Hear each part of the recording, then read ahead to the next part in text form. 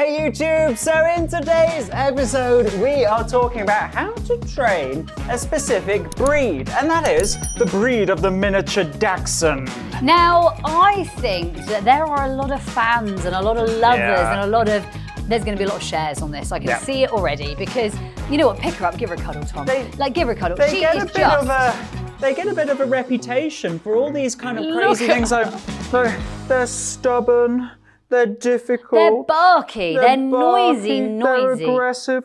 And Thistle isn't any of those things. She's actually quite offended. So this was really her comeback. Yeah. This was her... representing Dachshunds around the world. Woo! Thistle! Whistle! Taking over the world. So what are we going to say about training a dog like Thistle? Well, I think we've almost got like 5 tips for training this breed. And the first tip is, she's like... she loves her food. Is that actually they are incredibly trainable. If you live by the labels that get put on them, well, you bet that's going to be a self-fulfilling prophecy. I would say she's actually one of the smartest little dogs that I think we've worked with.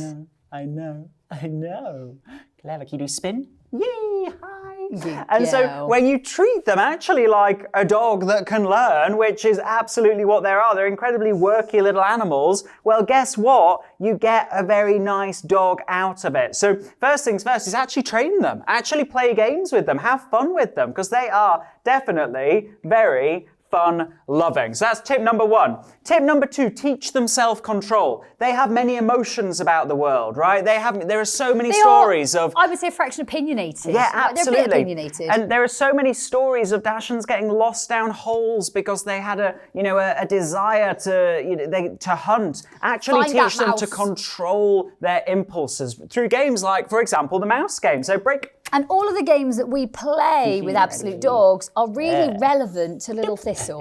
So Thistle Whistle loves the games. Like for her, you can see they animate her in a whole new way. Break. Good girl. Super Whistle. So we're popping food down, we're caging it. Occasionally we might flick it.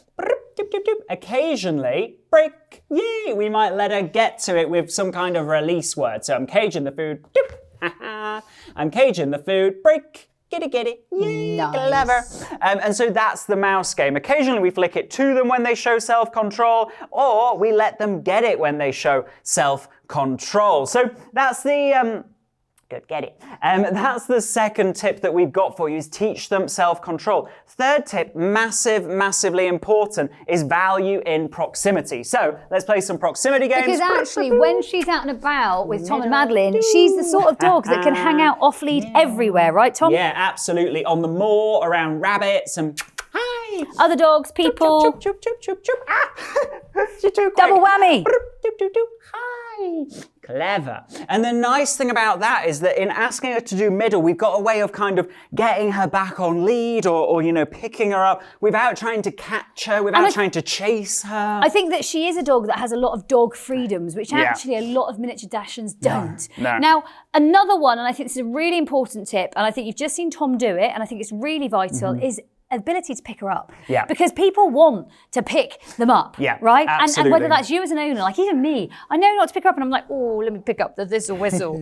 She's so sweet. And so we have some rules when it comes to picking up. She has to give us her permission. So a couple of ways that she will give us her permission might, for example, be a bit of middle, nice job, and then maybe I'll pop a bit of food in front of her nose and I'm just going to pick her up like that, right? That would be one way that she says, you know what, I want to interact with you, human. Yes, you can pick me up. The second way is we might actually teach her that when she puts her paws on us, that means that we're going to interact with her and we're going to touch her. So you see there was like a little bit of backup. She's like, no, I don't want the game to end. So I might put my arm under. I'm just feeding her for having my arm under there. And then I might just break her away again. And then she might pop her feet back up. She's giving me permission, and then I might just pick her up and feed her. This is really important to teach us almost a protocol when it comes to little family members, so children and how they interact, but actually also the grown-ups. The grown-ups, we can sometimes need to exhibit a little bit of self-control. And I'd almost say the grown-ups can sometimes be worse than the children, right, Tom? Absolutely. Now, the final tip, this breed has a bit of a reputation for being very barky. I would say a lot of a reputation. Let's be honest here, and Thistle. The reality is that Thistle is just the same as the other dogs in terms of her behaviour in the house and outside the house. And you know, I've got standard poodles, a working cocker, working border collies, and a miniature dachshund, and yet the day-to-day behaviour between them will be no different. And that's because from being very, very kind of our first interactions with Thistle, anytime something new happened, right? Let's say there was a knock at the door,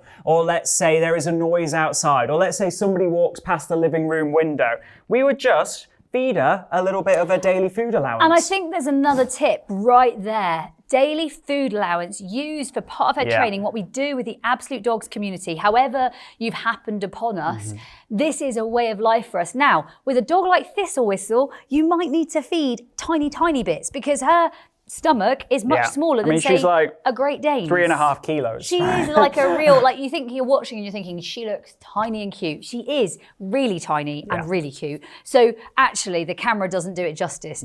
She's like the smallest, cutest thing.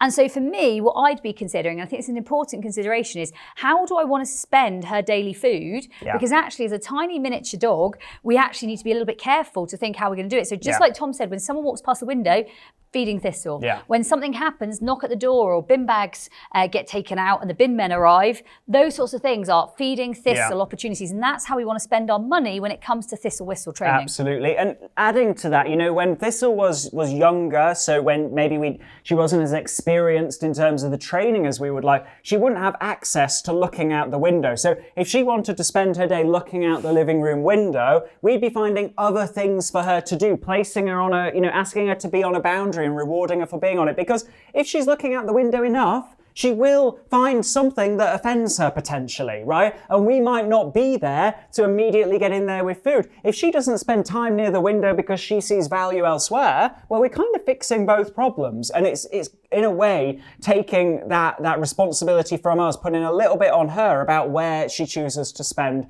her time. So I hope that you have loved this episode, YouTube. I really, really, really hope that you can share it with a fellow lover because there's got to be a lot of them. So share it, pop on your social media. They're such a cool breed. They get a really bad reputation, and yet actually they are so trainable. They just want to work. They just want to learn. They're smart. And they're so receptive to the games-based way of teaching. That means that if you haven't already joined the Sexier Than a Squirrel 25-day program, then this really would be Thistle's in it, right? So if you've got a miniature dachshund and you're thinking, gosh, I wish they were as well behaved as Thistle. I wish they could be off lead on the moor. I wish they could see a rabbit run past them and think that's none of my business. You need to get involved in that challenge. It is possible. Don't let anybody tell you otherwise.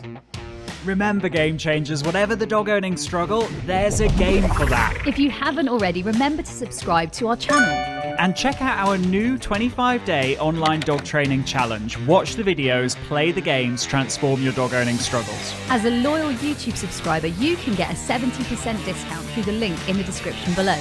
And if you haven't already, subscribe to the #1 most transformational dog training podcast on iTunes and Spotify, the Sexier Than a Squirrel podcast. And remember to follow us on Facebook and Instagram for more live teaching, video content and free training using the links in the description.